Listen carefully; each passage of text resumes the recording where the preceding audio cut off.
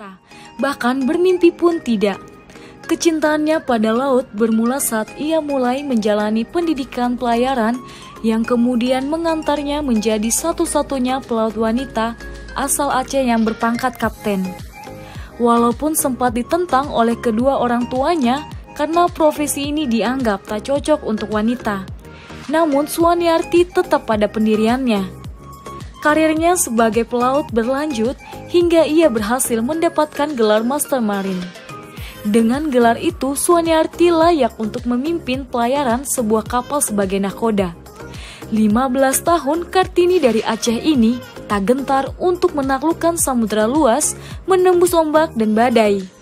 Bagaimana kisah selanjutnya? Simak wawancara Kapten Suwaniarti bersama Top Karir ID berikut ini. Suwaniarti, saya kelahiran Aceh tahun 75, tanggalnya nggak usah disebut ya.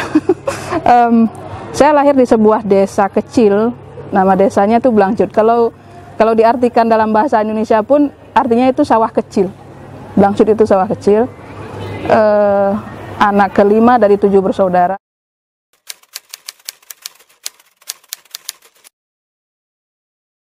Keluarga kecil tidak ada. Saya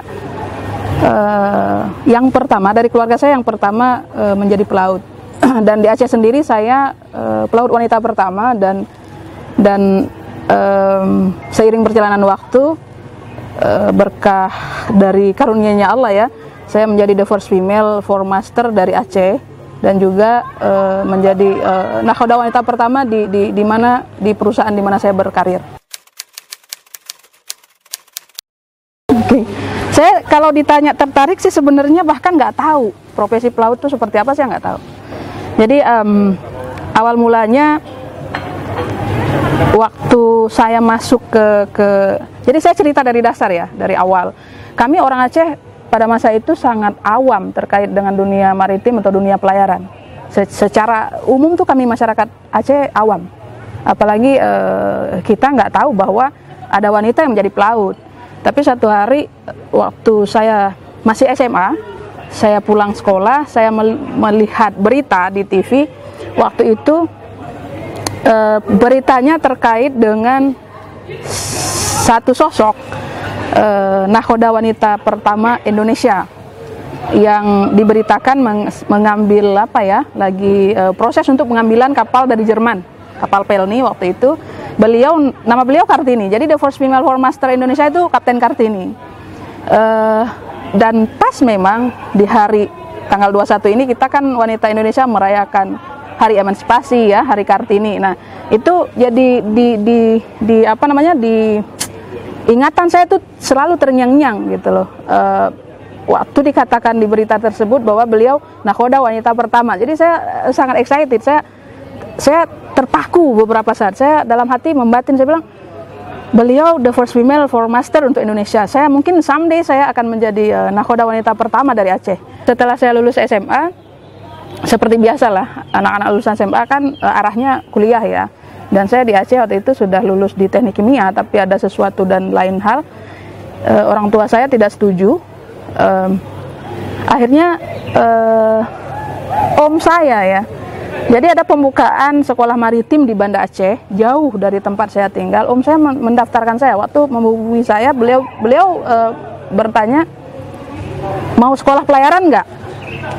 Daripada maksudnya kamu kecewa karena nggak jadi kuliah, terus mau sekolah pelayaran nggak di PIP Makassar waktu itu.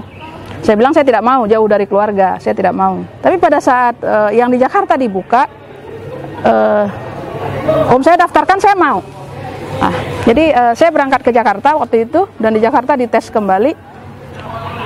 Saya ngambil jurusan KPN. KPN itu jurusan darat lah, kerjanya nanti di pelabuhan, ketataalaksanaan pelayaran niaga. Gitu. Nah, pada saat dites di Jakarta, hasilnya dianggap terbaik lah. Jadi 3 orang kajur di kampus saya itu, kajur nautik, kajur teknik, sama kajur KPN memanggil saya.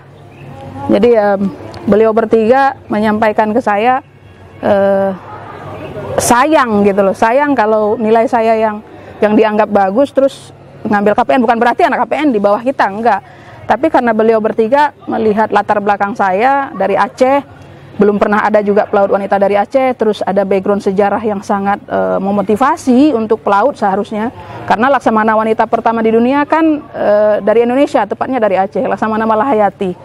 So dari spirit perjuangan beliau, saya digugah waktu itu untuk merubah jurusan. Jadi dari KPN saya rubah jurusan ke nautik. Saya keberatan karena masanya saya dulu itu untuk ujian, kita itu 23 mata kuliah harus diuji, dan sebelum lulus itu semua kita belum bisa untuk praktek laut. Jadi untuk menjadi nakhoda itu kan jenjangnya lama itu, Mbak. Jadi jenjang lama, ada dari mulai dari kita kadet. Jadi dari taruni, lepas lulus nanti dari sekolah kita jadi kadet gitu, pralah, praktek laut. Terus setelah itu melalui proses yang nggak gampang lah buat wanita saat itu. Jadi mualim 3, mualim 2, terus mualim 1, terakhir baru nakhoda. Tapi kan prosesnya lama. Nah, saya agak keberatan, tapi beliau bertiga berjanji pada saat itu ke saya. Jadi kalau misalkan semester 2 saya memang nggak mampu, tetap naik semester 2 dan di KPN gitu. Jadi nggak terbuang masa kuliah saya, nggak sia-sia gitu. Akhirnya saya mencoba, dan memang keputusan yang saya ambil waktu itu banyak keraguan, tapi di saat sekarang saya bersyukur gitu. Saya bersyukur ada tiga dosen saya yang mencoba merubah keputusan keluarga saya, dan saya mengikuti itu. Tapi konsekuensi yang saya terima dari keluarga memang berat. 1 tahun saya nggak ditegur sama orang tua. Mama dan abu saya almarhumah nggak menegur saya, karena menurut beliau saya memilih jadi pelaut itu sudah tidak sayang sama orang tua, karena kan mindsetnya, pemahamannya orang tua saya jadi pelaut tuh nggak pulang-pulang. Itu satu. Yang kedua, dunia pelaut itu kan masih dianggap tanda kutip ya. Dan saya tidak bercerita langsung. Beliau mendengar cerita saya merubah jurusan itu dari kawan-kawan yang datang ke rumah. Kawan-kawan yang satu angkatan datang ke rumah. So, alhamdulillahnya om saya pulang dari Jakarta, dan beliau pelaut, mantan pelaut. Nah, beliau mencoba memberikan pemahaman dari sisi cara pandang orang tua terhadap pelaut ini, terhadap dunia pelaut ini. Akhirnya almarhum dan almarhumah abu dan mama saya menyetujui walaupun dengan berat hati. Karena mama pada saat saya mau pralah pun itu saya harus pulang nangis-nangis tuh minta izin. Jadi dari masa saya taruni sampai saya mau pralah jadi kadet, beliau masih berat. Itu apa ya, peperangan batin yang sangat luar biasa sih, perang batin yang sangat luar biasa dengan orang tua gitu. Jadi tidak ada cita-cita untuk jadi pelaut, karena saya nggak tahu pelaut itu apa, dunia maritim seperti apa, nggak tahu. Seperti yang saya sampaikan tadi, saya nggak ngerti dunia laut seperti apa. Yang saya tahu bahwa pelaut orangnya enjoy gitu kan. Ya, tapi saya hanya berpikir oke, saya akan jadi pelaut, membekali diri saya dengan iman, dengan karakter yang kuat gitu. Memang di kampus juga kita kan dididiknya nggak berbeda. Jadi dari masa taruni, dari masa kita di basis, entah itu didik secara fisik ataupun secara knowledge, nggak beda dengan laki-laki, sama. Jadi tidak ada tuh cerita kalau di dunia pelayaran bahwa perempuan itu makhluk lemah, nggak ada. Pada saat saya menjalani proses jadi kadet pun, saya malah dididik oleh perwira saya lebih keras daripada kadet laki-laki. Itu lebih keras. Bayangkan saya kadet, saya praktek laut itu di kapal kontainer di Samudra Indonesia, dan pada saat misalkan ganti wire, naik ke atas kontainer, ke atas ikut naik juga sama seperti laki-laki. Jadi tidak ada saya mengalami para perwira memanjakan saya, terus menganggap saya tuh nggak bisa apa-apa, nggak. Bahkan mualim satu saya, si officer saya waktu itu menyampaikan saya, kamu kadet wanita saya yang pertama, saya nggak menganggap kamu wanita. Hari ini kamu mungkin bisa benci sama kami semua, tapi suatu saat nanti kamu akan bersyukur bahwa kami keras sama kamu. Dan masa itu memang nggak seperti sekarang, Mbak. Masa sekarang, mohon maaf ya, sedikit agak keras dididik itu sudah langsung arahnya ke HAM dan segala macam ya. Saya juga tidak menyalahkan yang seperti sekarang, nggak. Cuman kalau memang mau menjadi pelaut, masuk ke dunia pelayaran ya tidak ada alasan kita harus jadi manusia yang tangguh gitu loh. Nggak mau dilihat, maksudnya apakah pelaut wanita akan berbeda ketangguhannya di laut dengan laki-laki? Enggak. nggak boleh beda. Kenapa? Karena yang dihadapi sama. In case ada typhoon, kan typhoon datang sama kan, kaptennya wanita, kaptennya laki-laki, kan kekuatan typhoon itu kan sama, yang dihadapi sama gitu. Terus terang perjuangan saya untuk menjadi kadet atau mendapat tempat saya untuk praktek laut itu berat banget, Mbak. Karena di masa saya terus terang pelaut wanita sedikit, terus perusahaan pelayaran di Indonesia menutup pintu rapat-rapat ke kita. Jadi pintunya itu nggak dibuka gitu loh. Jadi jangankan untuk diwawancara, untuk kita masukkan CV, kita memberikan letter application aja nggak ada kesempatan. Pada saat kita datang ke perusahaan gitu langsung di-cut di security bahwa mereka nggak terima cewek gitu. Nah setahun saya setahun itu door to door mencari tempat untuk prala. Bahkan mohon maaf ya, masa itu ada sebuah perusahaan BUMN milik negara yang tidak memberikan kesempatan wawancara tapi meminta surat sakti lah istilahnya. Jadi masa itu kan KKN-nya tinggi, mohon maaf, dan itu saya alami. Nah satu masa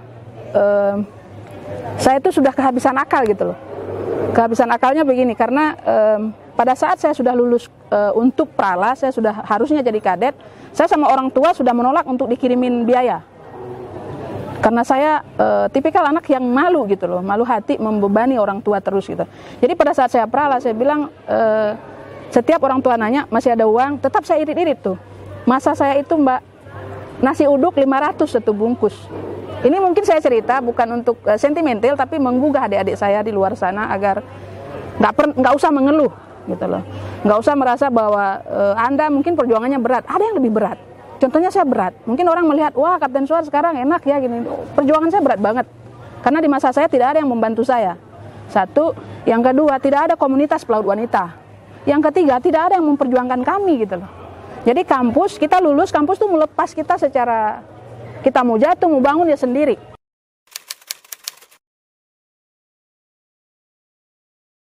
Satu masa saya sudah under pressure banget gitu loh. Ini kawan-kawan sudah pada naik karena laki-laki toh.